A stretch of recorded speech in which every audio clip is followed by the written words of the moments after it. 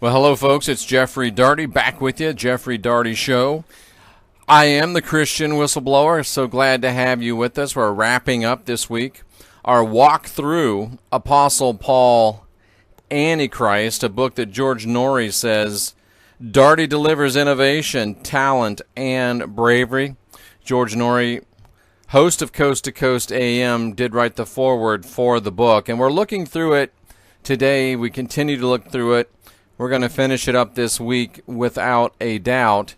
And the nice thing to know is that we are uncovering uncharted territory. Last week we saw, and whether you believe that Paul knew Nero or not, whether you believe that Paul killed James or not, whether you believe that Paul knew Jesus and confronted him on multiple occasions or not, you can't help but look at the evidence we presented last week in the last 3 or 4 shows that the conversion of the so-called Apostle Paul was satanic in the words of Jesus.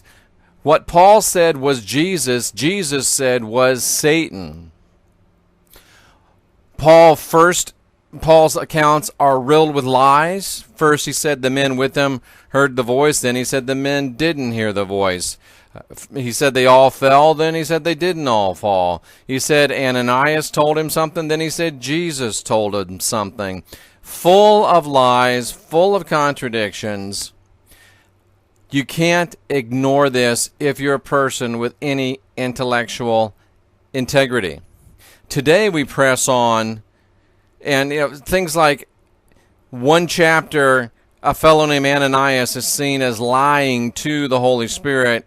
The next chapter, someone named Ananias is telling Paul he's going to be a great preacher. And then all of a sudden, the second telling of it, that Ananias person disappears completely. These things are supposed to pique your interest.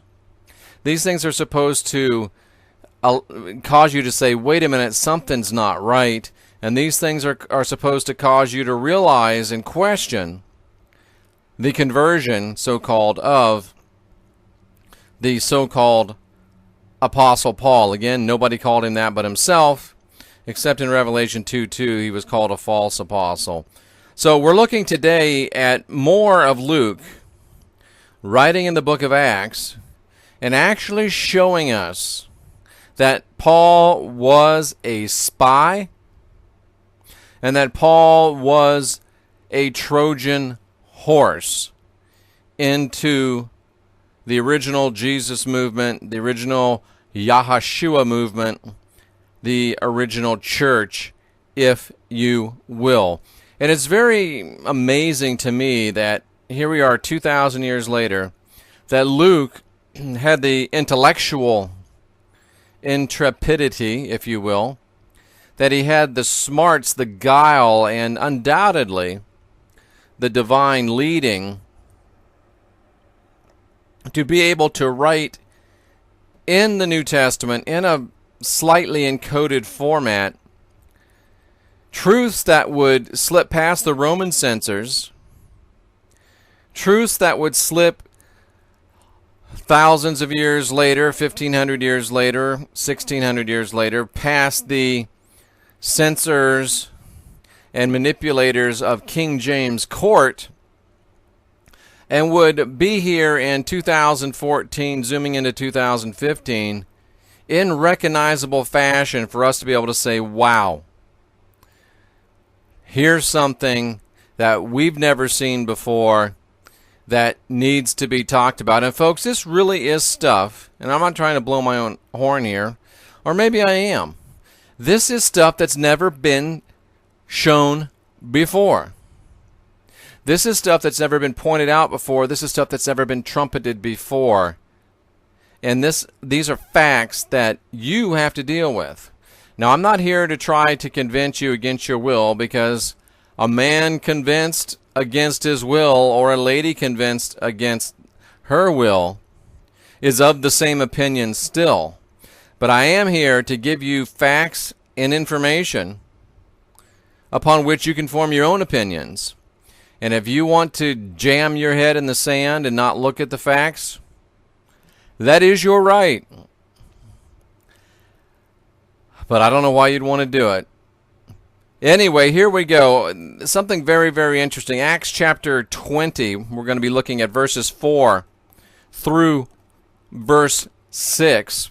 And we're looking at a proclamation from the apostle, not the apostle, but from Luke,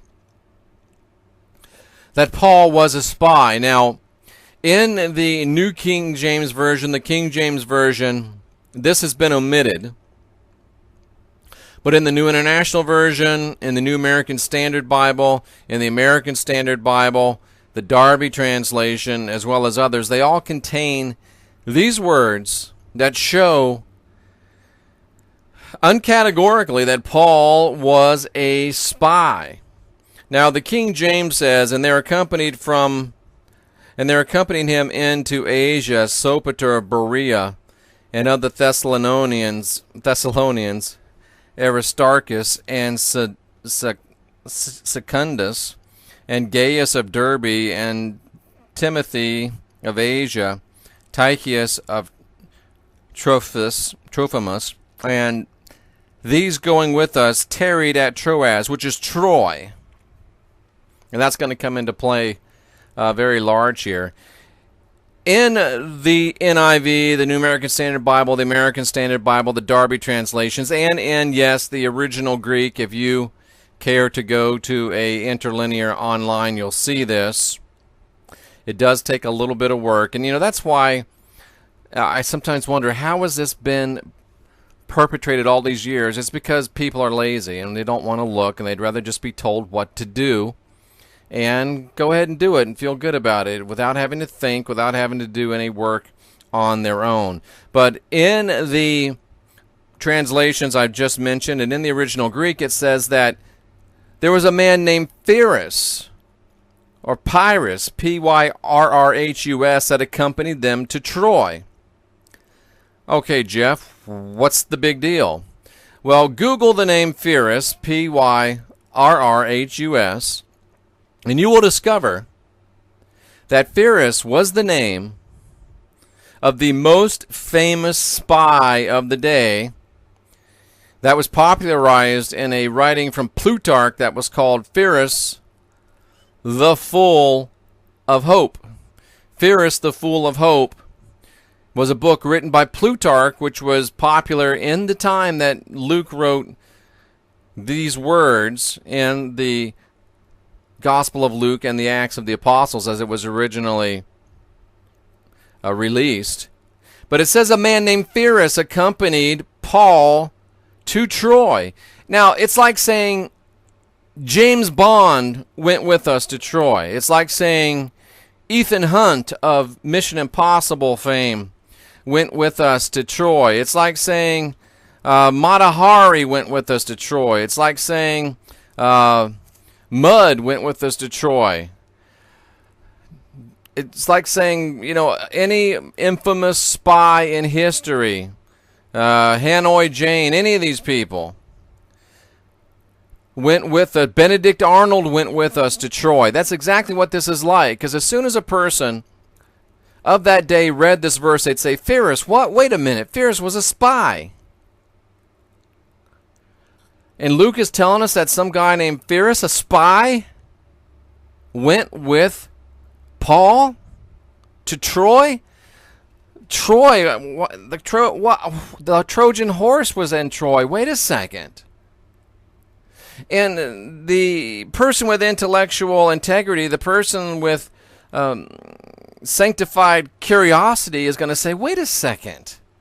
Pyrrhus, that's the name of a spy. Troy, that's the place where the great Trojan horse episode was perpetrated. And people will begin to think, wait a second. If Pyrrhus went with Paul, is Luke trying to tell us that Pyrrhus was a spy? Is Luke trying to tell us that Pyrrhus was a spy? Man.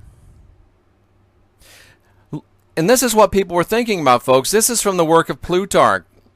Pyrrhus, full of hope. Pyrrhus also sent some agents who pretended to be Macedonians. These spies spread the suggestion that now the time had come to be liberated from the harsh rule of Demetrius by joining Pyrrhus, who was a gracious friend of the soldiers. And so, without fighting, Pyrrhus became king of Macedonia. Let me break it down.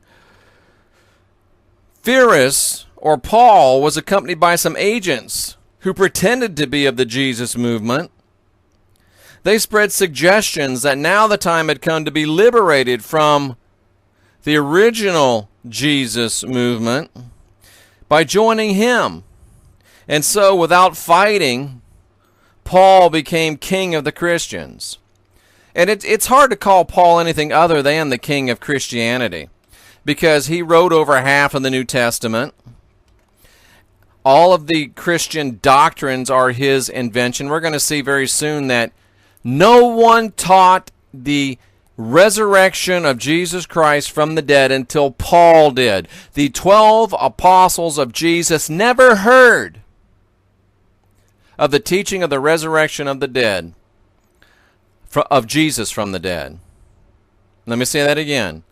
The 12 apostles of Jesus Christ never heard the teaching of Jesus resurrecting from the dead, because Jesus never taught it. It wasn't taught until Paul taught it.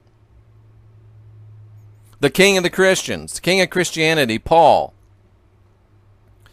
And he also said that they went with him to Troy. Do you remember what happened at Troy? Or if you watch so much American Idol and Family Guy and Who's Going to Get Off the Island? What's that one called? Survivor. Have you watched so much of that that you don't even remember the Trojan horse? Well, the Trojan horse was a horse, a great big horse. It wasn't really a statue. It was made of wood, and it was a big horse that was rolled into Troy as a gift, a peace offering. We want to give you this gift. The Greeks, said to the Trojans, the Trojans, we want to give you this gift. It's a beautiful horse.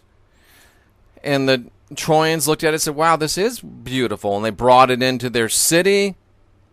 The Greeks went out, they closed the gates, and guess what? In the nighttime, people crawled out of the Trojan horse. One of the people was Pyrrhus, who crawled out of the Trojan horse and, of course, went about and slay the Trojans and was able to, by that, conquer the city of Troy from within. Folks, the analogy is impeccably perfect.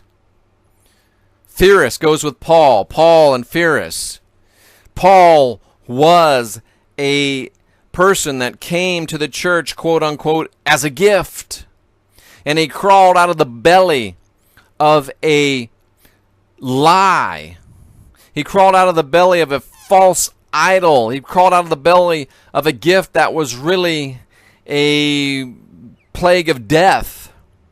And he, like Pyrrhus, spread his nefarious teaching and has led to the takeover without firing a shot, although Paul killed lots of people, of the true teachings and the original movement of Yahushua, or Jesus Christ. Luke shows without a doubt that Paul was a spy, that Paul was a Trojan horse inhabiting person that brought in deception and led to capture of Christianity.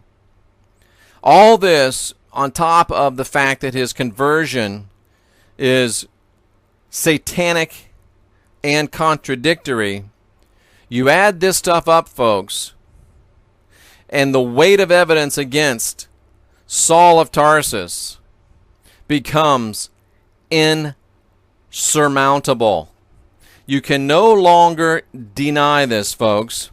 You can no longer just say, oh, it's only a novel that he wrote. It doesn't really mean anything.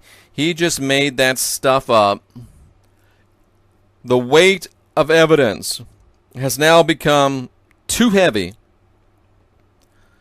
to be able to ignore it any longer. On our next show, we're going to see how Paul was called back to Rome, how he served the court of Rome until the destruction of Jerusalem, and Jerusalem was destroyed, and that's why they called Paul out of Jerusalem, because they were getting ready to destroy it. Jerusalem was destroyed by a Jewish general, and that Paul was in the lap of luxury in Rome when Jerusalem was destroyed. All that on the next show, which probably wraps up the Apostle Paul Antichrist shows. So contact me at gothamltd@gmail.com, nckabbalah@gmail.com, Jeffrey Darty Show or Jeffrey Darty on Facebook, and on Twitter at nckabbalah. New website will be up soon. Cliff Desmond will be back as well soon. And until then, and until next time, this is Jeffrey Darty wishing you peace and light.